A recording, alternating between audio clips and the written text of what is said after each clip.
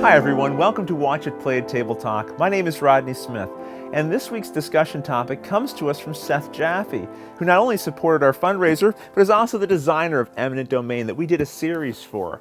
And he has a very interesting question. He wants to know, how do we value games? And there's quite a bit more to this, so let me just read directly from his question.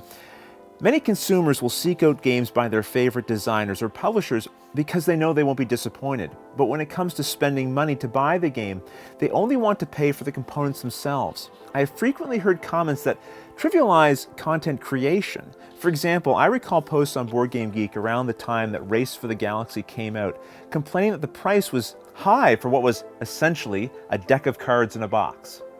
The industry has such small margins that publishers can't afford to pay designers any more than their small royalty. Raising prices won't fly with consumers, so until people start to see real value in content creation, designers are going to have it tough. As a result, game design is done largely as a hobby and in people's spare time. Is the situation as dire as I imagine it? So what I found challenging about this question is that I think Seth's right. And I don't like that. I don't like it because I want to think of myself as someone who admires and values the work the designers put into games. And listen, there's something to be said for the quality of the components and the weight of the box when you're purchasing it. But I think I may put a disproportionate amount of emphasis on those elements because they're so in my face. They're so obvious when you're picking up and holding the box in your hands. And I'm sure we all have at one time or another picked up a game, got it all laid out on the table, and it looks fantastic, and then discovered that there really wasn't much of a game there to speak of. And I have games in my collection that I have kept where the components, they're not that great, they're flimsy, but there's a really good game there. I don't think there's any games I've held on to where I didn't enjoy the gameplay, but the components were great. So the problem in part, I think, is exactly what Seth said.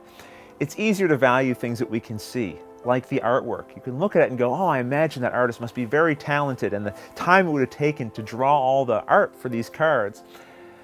But we have a harder time with those elements we can't see. You know, I had an electrician come to the house and fix a doorbell for us. It probably took him all of 10 minutes. And I think in anticipating my reaction to seeing the bill, he said, listen, I want you to know that what you're paying for here is not really the time it took me to fix this, but the expertise, the talent, the skills I have that allowed me to identify the problem, see how to fix it quickly, and have the skill set to do it properly. And so if you're looking just on the surface, wow, that was a 10-minute job, you go, this isn't worth very much money. But when you factor in the talent and the skill brought to the job, that has value. And it's easy to see past that and miss it. And I think we probably shouldn't. And so I think Seth's right. It's harder to see the hours and hours that went into creating the game and play testing it and making sure that there was actually a good game inside of that box. So is the situation dire?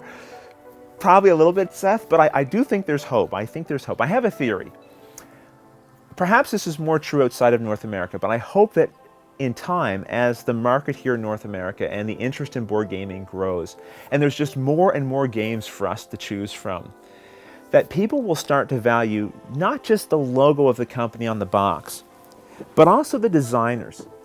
You know, I think about the comics industry. I got into comics again shortly after it started to have a bit of a resurgence, you know, after Marvel had gone bankrupt. And like many people, I went to a comic book store, and what did I pick? I picked the comics I thought looked cool. I looked at the art, and I thought, this art looks great. And so I picked it up, and I bought it.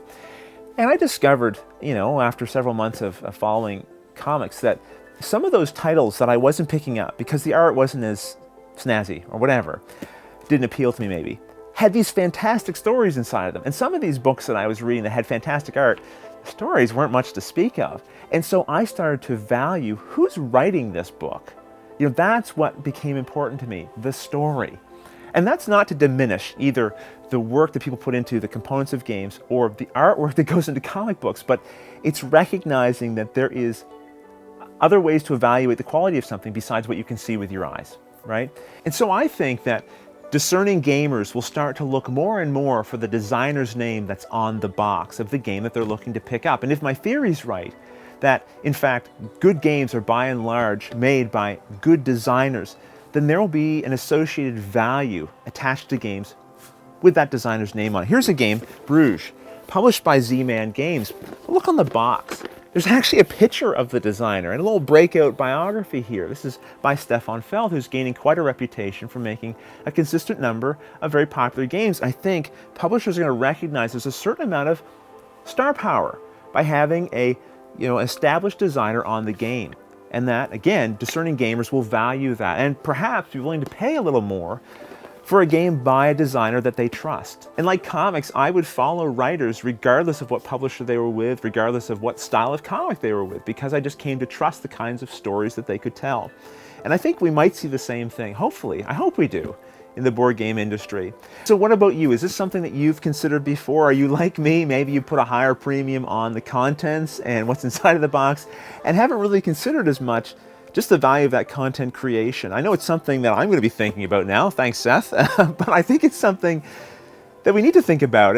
I don't know how to solve this little puzzle because I know the publishers want to be competitive. They want to price things low enough to get people's attention who will want to pick up the game because it's priced to sell. But I want to see designers compensated for the work that makes these games so good, and it makes them popular and then makes money for those publishers. And I'm certainly not cutting out the publisher's work in this either, because obviously that contributes as well to the game's success. But again, it's about wondering if maybe there's been a disproportionate amount of attention placed on other things and not maybe with the designer where often I think it might belong. So I'd love to hear your feedback on this. Please write it in the comments below. Just let me know your general thoughts. Maybe you think games have been priced accurately and designers are well compensated. Let me know about that as well.